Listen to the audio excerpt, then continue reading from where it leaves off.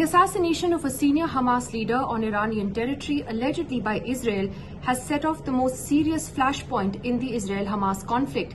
The question is whether it's now a matter of time before the entire region is engulfed in war.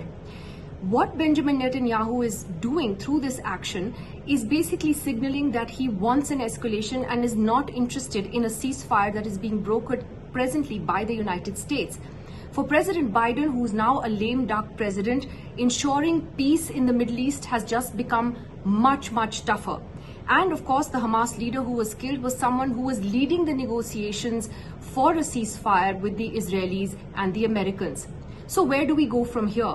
The problem really is that Israel and Mr. Netanyahu in particular have had a very long rope from the West. We can see that in the invitation by the US Congress for him to address them, the standing ovation that he got in the US Congress.